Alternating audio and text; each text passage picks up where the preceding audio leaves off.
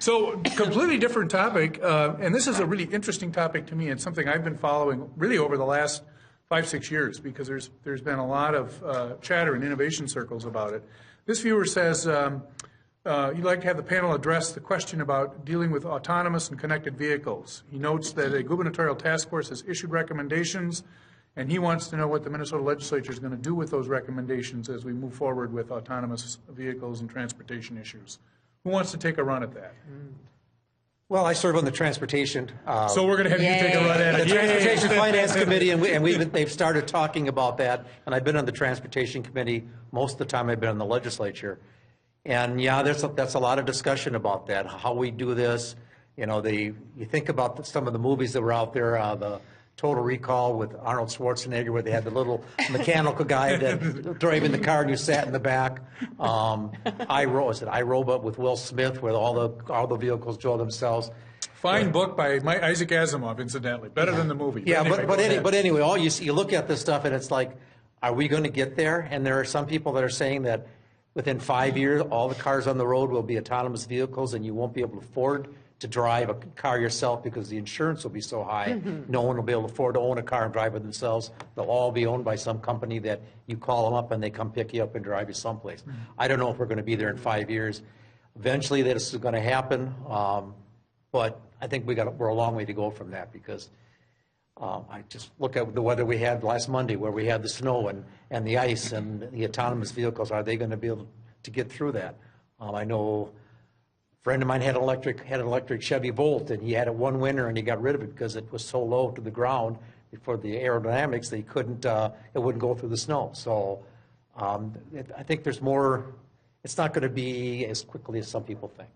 Anyone else want to weigh in on the autonomous vehicles? Well, there already is a lot of safety features that could be leading in that direction. Right. You know, just like the TV camera that you look in if you want to back up. Yeah. Mike drove me here today, and he has that in his truck. Or if you cross a line on the road, your car will beep. You know, I've seen that. My car's 10 years old, so I've only seen this in other people's cars. So it does seem to me that those are all positive safety features. But I think even with airplanes, they have a lot of airplanes mostly fly themselves, but they still have a pilot there just in case the machines break down or there's a breakdown in the computer or something. So I don't know. You want to weigh on this? Well, you know, I think it's a symptom of technology.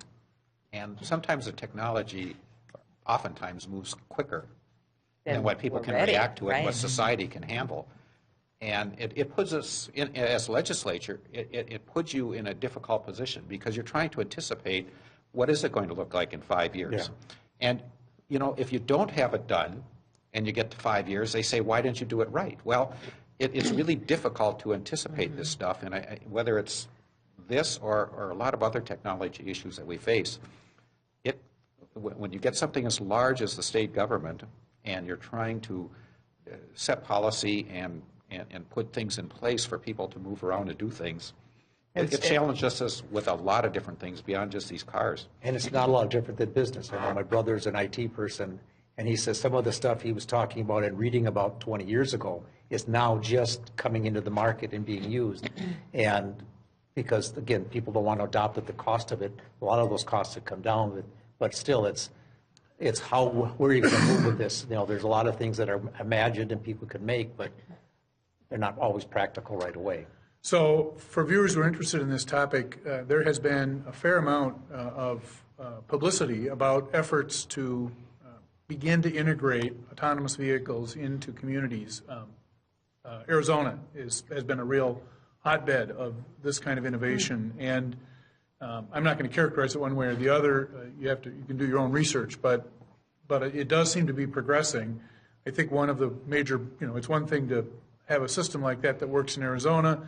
Senator Pappas has suggested, and I think others have also suggested, weather in Minnesota can be an issue, as we've discovered over this past week, and so maybe it's a little ways away. But I do think it's coming, and it'll be interesting to see what there. You can see both positive and negatives. There could be some tremendous positives for people who are not able to drive and need to be able to get around. And on the other hand, it could change dramatically the economy in some places, because if you're selling fewer cars, less jobs for people working in the iron business, less jobs in the automotive business. You can quickly see it becomes very complicated. So it's a great question, and we'll have a chance to watch it develop over the next several years, I think.